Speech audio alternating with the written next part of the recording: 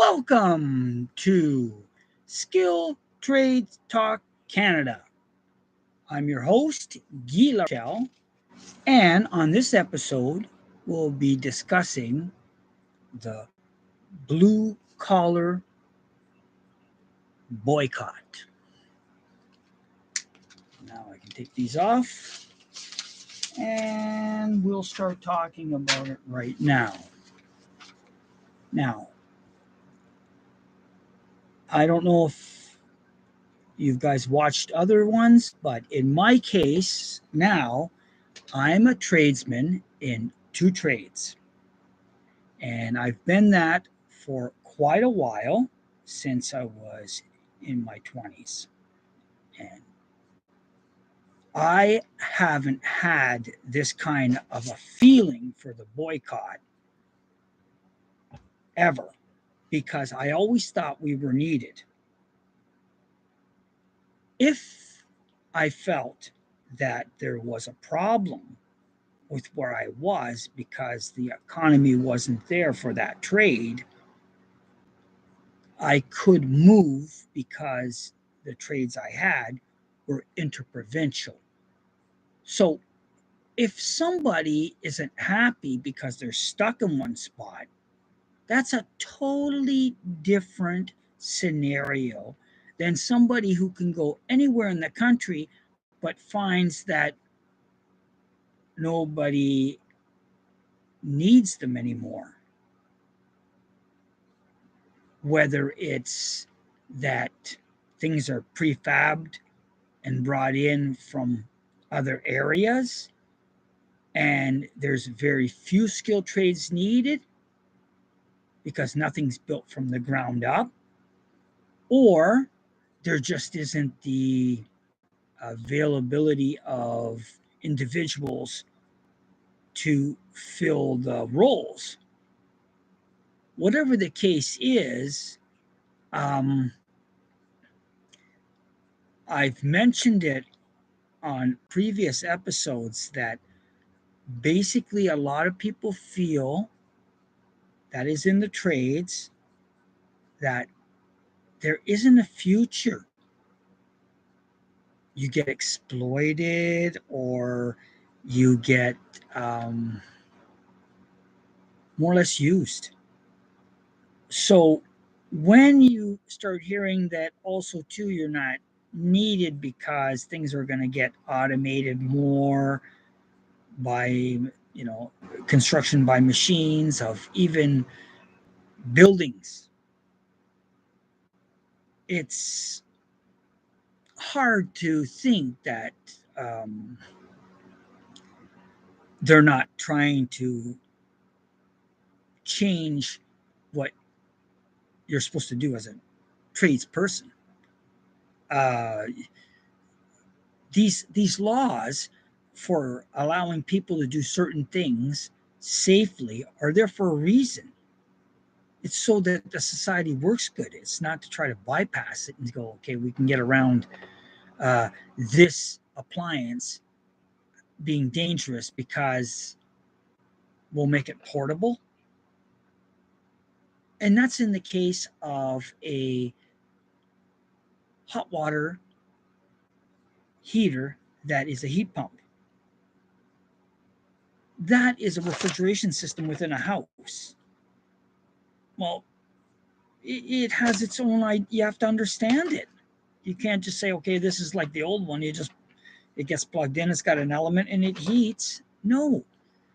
So that's why we have tradesmen to explain all this stuff to people and to, install it if it's needed to be installed by a licensed person, because a lot of times they just go by a competent. That's fine. You can diminish, but a lot of people aren't comfortable with just a what is called a company competent person. Usually, a qualified tradesman, they have a bit more at stake. So, the blue collar boycott that I've heard about, a movement I think mostly in the States. Um, who are these people? Like, of course, they're tradesmen. They could be tradesmen in factories. They could be tradesmen in cities. They could be in the country, in the army, wherever. It doesn't matter. But somehow something is not sitting right with the um, understanding of the function of the people that become involved with the trades. Is it something that could just be circumvented? Like, is the need for the safety and security going to be overridden by somebody saying, no, you don't need, just get a YouTube video? Or better yet, well, we've got these special, uh, you know, representatives.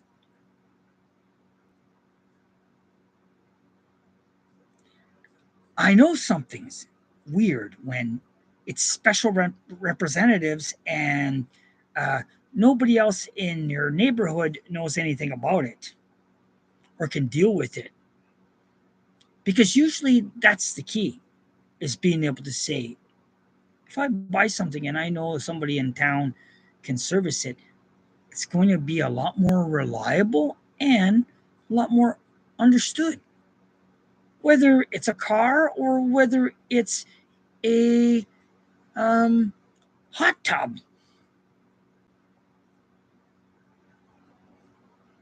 it's it doesn't matter really sometimes what the product is. It's just as long as you know who to go see, or you know who's in town that deals with this stuff, as opposed to it just comes in and you figure a way of installing it by watching a video, and when it goes bad, well, find a way of repairing it, I guess. It just, I don't know. Very, very tough. Very, very tough.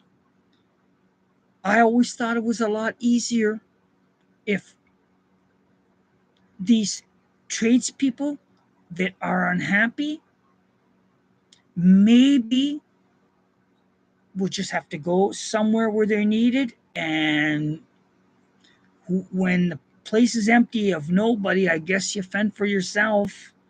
I don't know. I don't know. I don't know how you repair things if you don't have tradesmen around.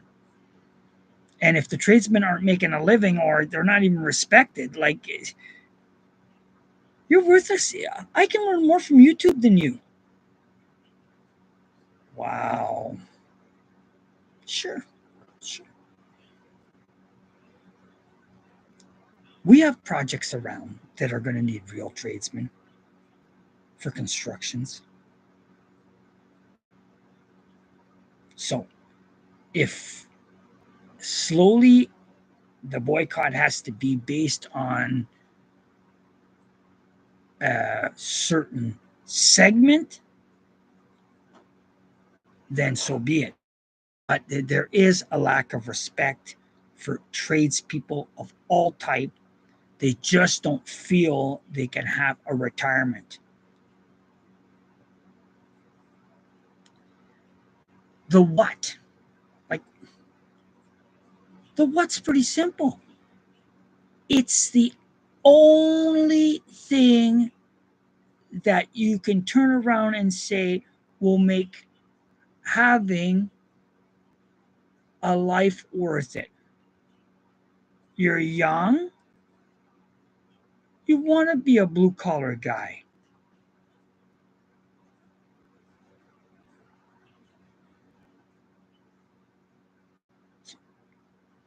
You go through the steps, the rules are all there, you learn them all, you make sure you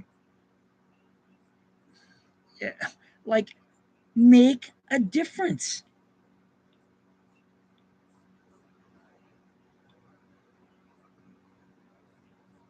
And This boycott, I think they're trying to make a difference too. You have to understand that if there's a lack of interest, a lack of understanding of how important this is to a society to have autonomy over the technology we have. That's what's at stake here. Making stuff we can't fix doesn't help nobody, because when you're stuck, you're going to go without. You're going to hope that you have that old technology that maybe in the past wasn't as efficient as this new stuff, but was repairable or was understandable more. Where?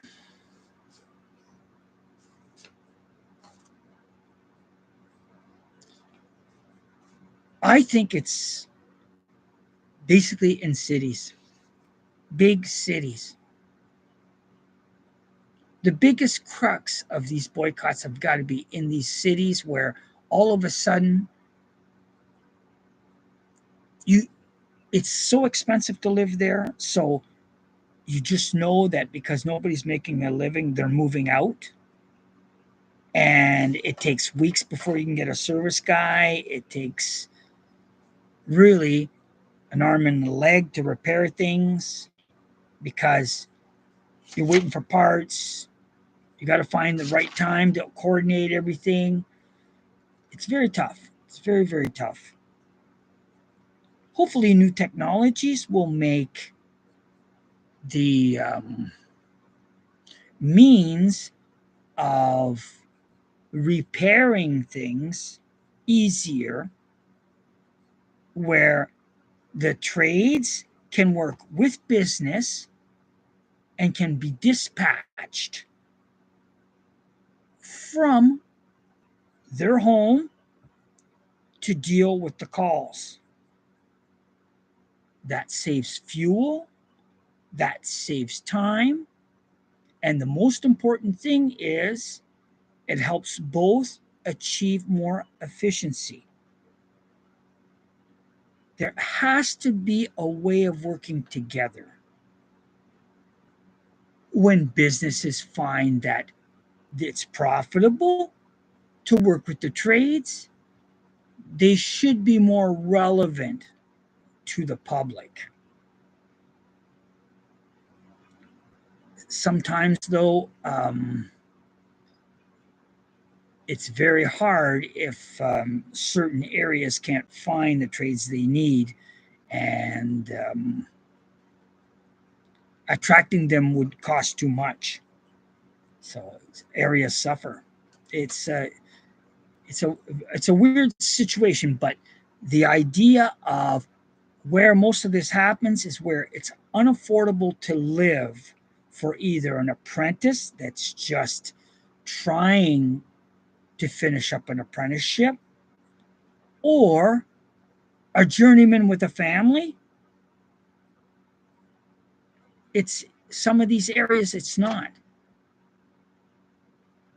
A lot of ways around that, like I was saying, could be where he's brought in to stay in town on a certain amount of day shift with the other workers within one house, and that's a company provided house. That helps a lot in both ways. So there's many plans and ways around these kind of things, because you got to remember, if we don't work together on this, um, it's not going to be the same in the future trying to achieve the same results we had in the past, where we were able to be comfortable without wondering if it'll ever um, continue on.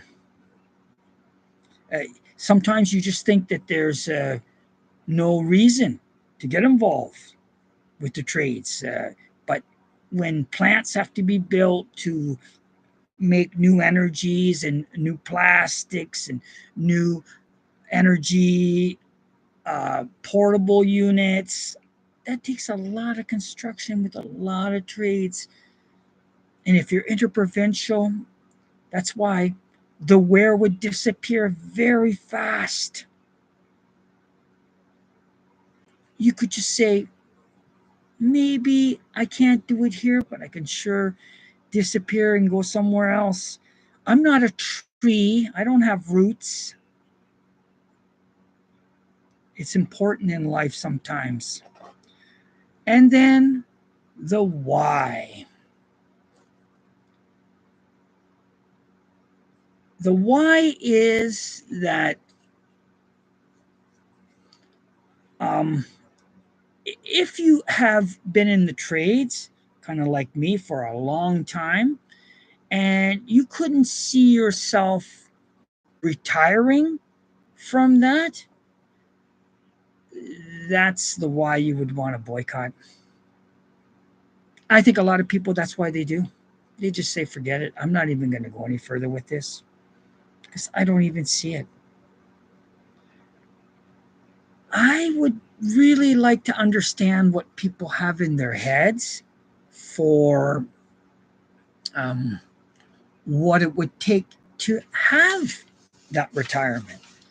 Because to put that all on the plate of employers, it's a tough one. It's a tough one. But some of it can be. So sometimes talking to somebody else, trying to make a plan, even you, if you were at a point where you were halfway through an apprenticeship, you couldn't see through it all, and you could talk to somebody who said, look, if you finish this, look where you can go.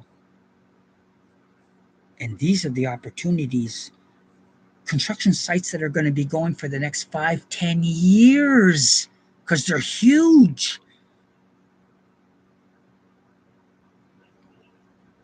And with a plan, you could easily work at your retirement with them,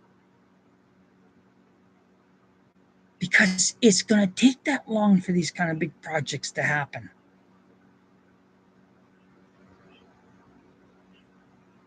That's one thing. Even if you were just talking about an employer that was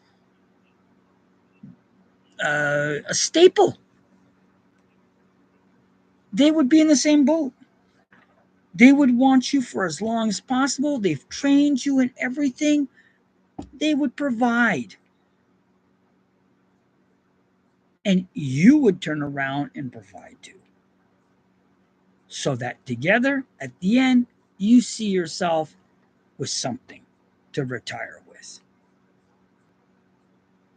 That would prevent a lot of people from wanting to not want to be in the blue collar trades.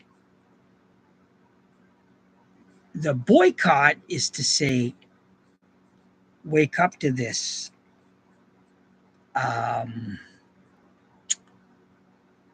it's on both sides. On the employer's side, maybe help us to understand more that we have a big part to do with our own retirements. And we'll make you understand that we got a big part to help you be successful and making the company profitable. When you can provide means for a company to be able to be more efficient or to be able to maintain its market share, they're very appreciative of that. So you know your role. So if you did it and they're not doing yours, no wonder you're boycotting. Hey man, I've helped you guys every year. You've always made profits for the last 10 years. And at 65, I don't even see myself retiring. I got to keep working. Or I can't even get decent benefits to look after myself. That's the problem. The solution that I see is it's got to be addressed from both sides. And as such, addressing it from both sides makes it that they'll come to the table and understand more what they can do for each other at the time of employment.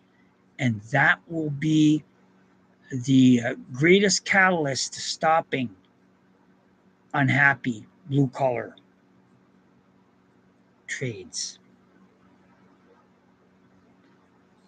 Thank you very much for your time.